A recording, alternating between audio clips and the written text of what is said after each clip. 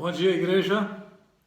Nesse domingo, dia do Senhor, vamos começar falando sobre 2 aos Coríntios, capítulo 2.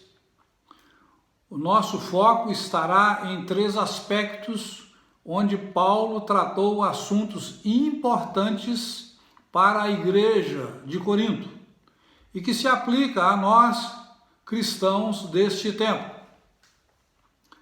Nos primeiros 4 versos, Paulo disse que não pretendia voltar em Corinto e encontrar com os irmãos daquela igreja em tristeza. Ele tinha a compreensão de que, ao enviar a carta àqueles irmãos, isso lhes causou tristeza, por causa da carta severa que ele tinha escrito anteriormente. Como ele poderia ir até eles em tristeza, sendo que eles eram a sua motivação de alegria? E Paulo fala que a carta que ele tinha escrito e muita angústia do seu coração, lágrimas e sofrimento, não era para deixá-los entristecidos, mas para que tomassem conhecimento do grande amor que ele, Paulo, dedicava aos irmãos crentes daquela amada igreja. E Paulo defende que havia uma necessidade da igreja readmitir o pecador arrependido. Nestes versos, identifica-se que alguém motivou tristezas ao coração de Paulo. Poderia ser referente àquele homem que vivia com a esposa do próprio pai? Parece que não. Parece que a ofensa foi dirigida diretamente ao apóstolo Paulo. Olha o que ele disse. Ora, se alguém causou tristeza, não fez apenas a mim, mas que eu não seja demasiado áspero, digo que em parte a todos vós, a quem perdoais alguma coisa, também eu perdoo, porque de fato o que tenho perdoado, se alguma coisa tenho perdoado, por causa de vós o fiz na presença de Cristo Jesus. Paulo enfatiza ainda que aquele a quem a igreja perdoou, ele também perdoava, e que fazia isso na presença de Cristo Jesus. Ao fazer isso, Paulo ensinou para a igreja de Corinto e para nós o seguinte: se nós estávamos mortos em nossos delitos e pecados, e Jesus nos perdoou, qual deve ser a nossa atitude hoje para com aqueles que nos ofendem? Perdoar também como ele nos perdoou, não é verdade? E que existia uma necessidade do faltoso ser confortado pela igreja, para que não fosse consumido por sua excessiva tristeza. Paulo fez um apelo para que os irmãos de Corinto expressassem amor para com aquele que tinha cometido o pecado. Paulo realçou que eles, ao expressar amor àquele ofensor, eles estariam demonstrando que eram obedientes a ele, ao apóstolo Paulo. E ele resumiu esse tópico dizendo que ao disciplinar, expressando amor e perdão ao faltoso, a igreja impõe derrota a Satanás. Os versos 12 e 13 tratam sobre a intranquilidade de Paulo.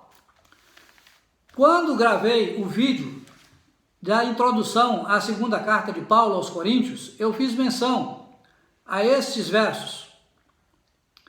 Paulo, antes de sair de Éfeso, ele mandou Tito, seu fiel companheiro, como emissário para levar a Corinto a citada carta severa, e que esperava, ao chegar em Troade, e ali se encontraria com Tito e receberia as boas novas, as notícias da igreja de Corinto. E como teriam recebido a Tito e a carta? Troade é uma cidade que ficava no extremo da Ásia Menor, atual Turquia, do lado oposto do mar Egeu e também defronte da Grécia.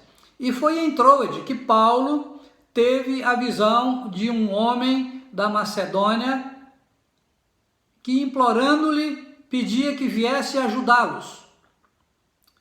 Em Troade, Deus abriu as portas para que Paulo pregasse o evangelho da salvação. Mas Paulo, por não encontrar ali a Tito, o seu companheiro de jornada, e isso lhe trouxe preocupação, intranquilidade, para que permanecesse em Troade. Em Troade, Paulo teve também a oportunidade de desenvolver, de exercer o ministério pastoral eficaz, profícuo, mas Paulo não desviou do seu objetivo, do seu compromisso anterior de cuidar da igreja de Corinto e resolver os problemas ali existentes. Paulo tinha uma profunda preocupação com as igrejas fundadas por ele. Bem, ele registrou o seguinte: além das coisas exteriores, há o que se pesa sobre mim diariamente, a preocupação com todas as igrejas. Quem enfraquece, que também eu não enfraqueça? Quem escandaliza, que eu também não inflame? Ele fecha aqui este segundo ponto, demonstrando sua preocupação diária com as igrejas pelas quais ele se sentia responsável e tinha um sentimento de amor intenso. E por último, Paulo reconheceu que foi Deus quem o conduziu em triunfo durante o seu ministério apostólico. Ora, a partir desse ponto, Paulo mudou a sua narrativa. Ele que até então estava preocupado com os crentes de Corinto, agora Paulo direciona, porque o seu emissário Tito não era mais a sua preocupação, ele estava focado na questão espiritual, como fazendo parte de um cortejo celeste, muito parecido com um desfile de vitória de um general que, após vencer a batalha, volta à sua cidade trazendo cativos os vencidos, seguindo atrás dos carros de combate. Mas aqui, Paulo, ex-inimigo de Deus, é um alegre cativo e participante da vitória do Rei Jesus. Nós também participamos desse modo, no domínio espiritual, marchando na parada de vitória do nosso grande Rei, enquanto as forças do inimigo são esmagadas pelo avanço do nosso general Cristo Jesus.